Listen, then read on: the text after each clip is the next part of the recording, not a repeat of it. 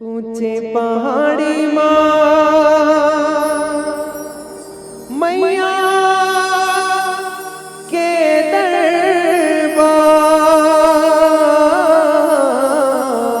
दरबार कई थे डोंगर बमलाई कई थे संबलपुर समलाई मोहनी मूर्तिया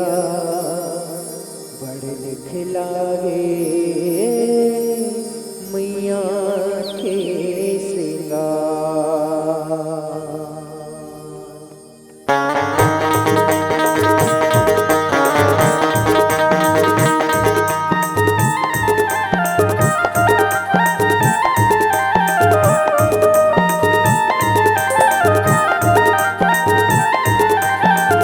ऊंचे पहाड़ी में मैया के दरबार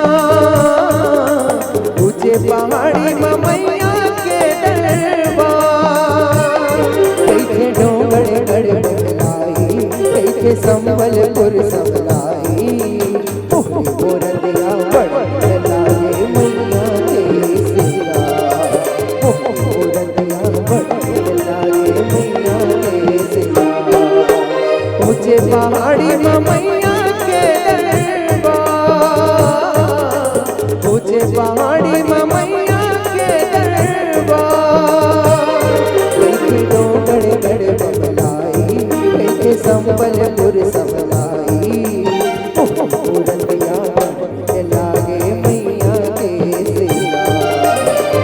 मोरतिया बड़ लागे मैया के श्रृंगार।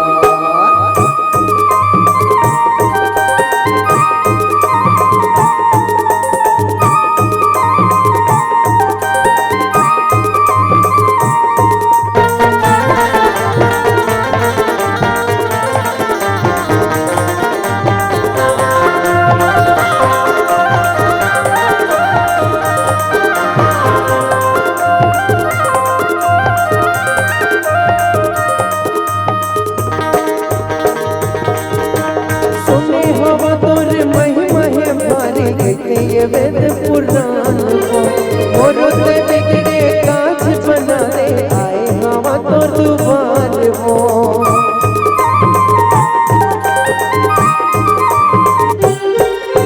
सुने हवा तोरे महिमा है दाई कहते ये वेद पुराण वो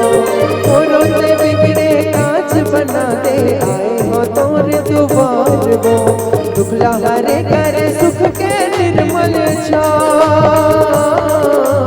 दुखला हरे करे सुख के निर्मल छा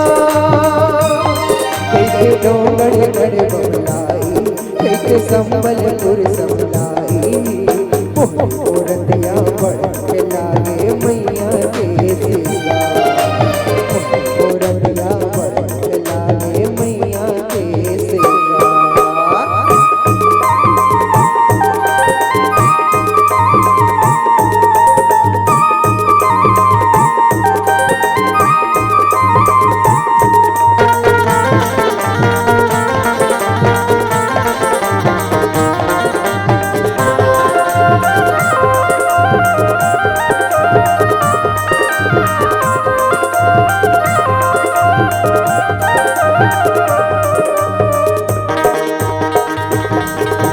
छोटे छोटे तोरे लइका नाई अकल बुध के नादान वो नहीं जानन तोर भाव भजन लागतिला मोर सुधार वो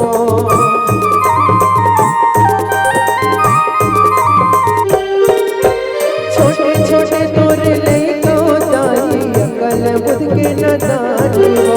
नहीं जानन तोर भाव भजन लागतिला देहु सुधार वो दुखला हरे करे सुख के निर्मल छा दुखला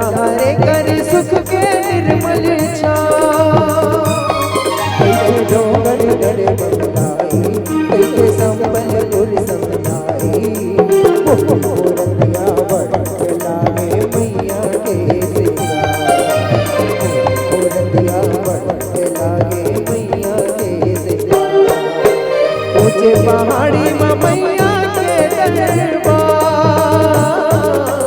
ऊंचे पहाड़ी में मैया के दरबार।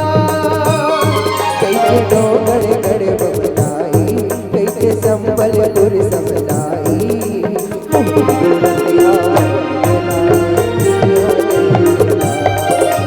मोनी मूरतिया बड़ी लागे मैया के सिंगार, मोनी मूरतिया बड़ी लागे मैया के सिंगार,